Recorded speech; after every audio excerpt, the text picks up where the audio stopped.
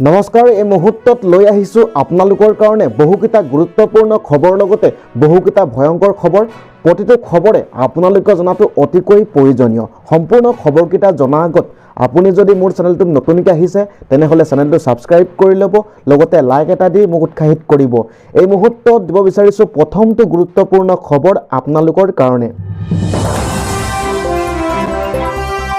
নতুন বছৰত মুখ্যমন্ত্ৰীৰ 21টা বৃহৎ উপহাৰ অৰুণোদয় আঁচনি লাভ কৰা মহিলাৰ বাবে বৃহৎ উপহাৰ প্ৰতিগৰাকী অৰুণোদয় হিতাধিকাৰীয়ে লাভ কৰিব 8,000কৈ টকা ফেব্ৰুৱাৰী মাহত 20 তাৰিখে লাভ কৰিব এই ধন বহাগ বিহুৰ পূৰ্বে লাখ লাখ মহিলাই লাভ কৰিব এই উপহাৰ আৰু ইয়াৰ লগতে আজিৰে পৰা 100 টকাতে লাভ কৰিব চেনি দাইল নিমখ বৃদ্ধ পেঞ্চন 250ৰ পৰিৱৰ্তে 400 টকালৈ বৃদ্ধি ৰাজ্যত গঠন হ'ল অষ্টম দৰমহা আয়োগ গ্ৰেজুৱেট শিক্ষাৰ্থীৰ বাবেও আগবঢ়োৱা হ'ব আৰ্থিক সকাহ ফেব্ৰুৱাৰী মাহৰ পৰা ছাত্ৰৰ বাবে বাবু আঁচনি আগবঢ়াব হিমন্ত চৰকাৰে পোষ্ট গ্ৰেজুৱেট শিক্ষাৰ্থীলৈ মাহিলী 2,000 টকাকৈ প্ৰদান কৰিব আৰু গ্ৰেজুৱেট শিক্ষাৰ্থীলৈ মাহিলী 1,000 টকাকৈ সুবিধা দিব 4 লাখ টকা উপাৰ্জন কম হ'লেই লাভ কৰিব এই সুবিধা আৰু ইয়াৰ লগতে উদাসীন ভকতৰ বাবে ৰাজ্য চৰকাৰে প্ৰদান কৰিব 1,500 টকাকৈ গুৱাহাটীত নিৰ্মাণ হ'ব এৰো চিটি ফেব্ৰুৱাৰী মাহত উদ্বোধন হ'ব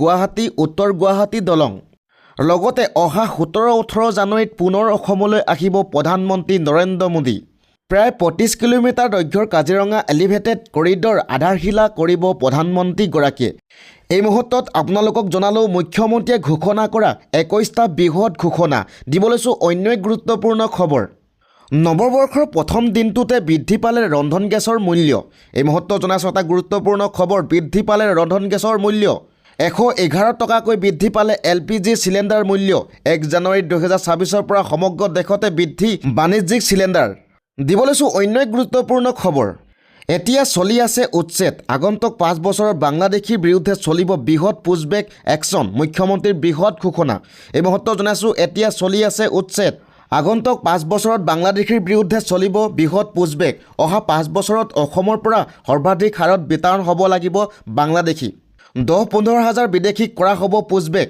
যোৱা 5 বছৰৰ বিদেশীৰ বিৰুদ্ধে চৰকাৰে চলাইছিল উচ্ছেদ অভিযান বেদখলকাৰীৰ হাতত থকা প্ৰতি টুকুৰা চৰকাৰী ভূমি কৰা হৈছিল বেদখলমুক্ত লগতে মুখ্যমন্ত্ৰীয়ে মন্তব্য কৰে যে অসমক বাংলাদেশৰ সৈতে প্ৰত্যাৱৰ্তন চুক্তিৰ প্ৰয়োজন নাই অহা 5 বছৰত চৰকাৰে কেৱল পুছবেক কৰিব নৱবৰ্ষৰ আৰম্ভণিতেই বাংলাদেশীৰ বিৰুদ্ধে মুখ্যমন্ত্ৰীক কঠোৰ সিদ্ধান্ত দিবলৈছোঁ অন্য গুৰুত্বপূৰ্ণ খবৰ অহা 1 ফেব্ৰুৱাৰীৰ পৰা চিগাৰেট বিড়ি আৰু পান মছলা অধিক ব্যয়বহুল হ'বলৈ গৈ আছে কেন্দ্ৰই আবকাৰী শুল্কৰ গাঁথনিক বৃহৎ পৰিৱৰ্তন আনিবলৈ সিদ্ধান্ত লৈছে ইয়াৰ বাবে মাদক দ্ৰব্যৰ ওপৰত GST আৰু কেছৰ দৰে কৰ বৃদ্ধি পাইছে ইয়াৰ বাবে 1 ফেব্ৰুৱাৰীৰ পৰা চিগাৰেট বিড়ি পান মছলাকে ধৰি বিভিন্ন ধঁপাতজাতীয় সামগ্ৰীৰ দাম বৃদ্ধি হ'বলৈ গৈ আছে বুলি কেন্দ্ৰীয় বিত্ত মন্ত্ৰালয়ে প্ৰকাশ কৰিছে 2017 চনত প্ৰথম GST কাৰ্যকৰী হোৱাৰ পিছত কেন্দ্ৰীয় চৰকাৰে প্ৰথম কেন্দ্ৰীয় আবকাৰী আইন আৰু কেন্দ্ৰীয় আবকাৰী সংশোধনী আইন 2025ত আন্তঃগাঁথনিক বৃহৎ পৰিৱৰ্তন আনিছে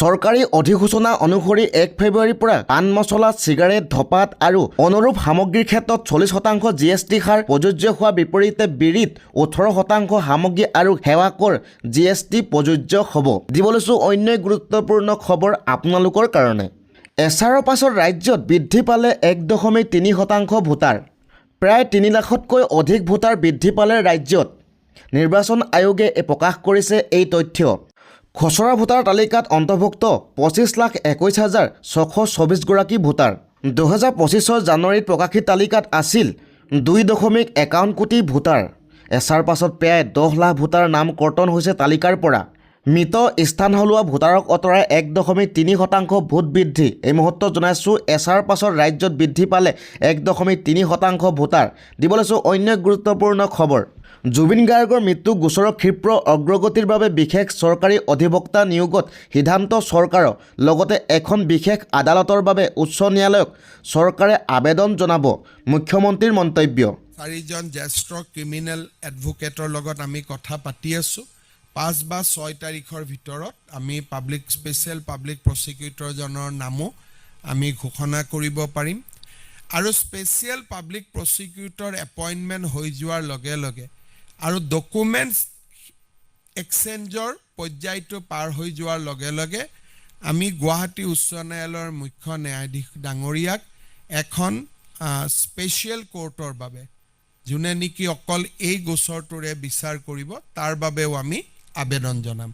অৱশ্যে সিদ্ধান্ত হাইকোৰ্টে ল'ব, কিন্তু আমি ৰাজ্য চৰকাৰৰ পৰা এই অনুৰোধো জনাবৰ বাবে সিদ্ধান্ত দিব লৈছোঁ অন্য এক গুৰুত্বপূৰ্ণ খবৰ। 500 কোটি ঋণেৰে আৰম্ভ কৰা বছৰটো 1000 কোটি টকাৰ ঋণেৰে বিদায় দিলে বিজেপি চৰকাৰ। অসমৰ ৰাইজক ৰামঠগন। 2025 চনত 17,200 কোটি টকা ঋণ ল'লে অসম চৰকাৰে। প্ৰতিগৰাকী অসমীয়া মূৰত 42,418 কোটি টকাৰ ঋণ বোজা। জনাই আছোঁ আপোনালোকক 2025 চনত লোৱা মুঠ ঋণৰ পৰিমাণ 17,200 কোটি টকা। 7 জানুৱাৰীত লৈছিল 500 কোটি টকাৰ ঋণ। 28 জানুৱাৰীত লৈছিল 500 কোটি টকাৰ ঋণ। 4 ফেব্ৰুৱাৰীত লৈছিল 900 কোটি টকাৰ ঋণ। 18 ফেব্ৰুৱাৰীত 900 কোটি টকা। 25 ফেব্ৰুৱাৰীত 1850 কোটি টকা। 4 মাৰ্চত 900 কোটি টকা। 11 মাৰ্চত 900 কোটি টকা। 25 মাৰ্চত 1500 কোটি টকা। 22 এপ্ৰিলত 900 কোটি টকা। 6 মে'ত 900 কোটি টকা। 13 মে'ত 500 কোটি টকা।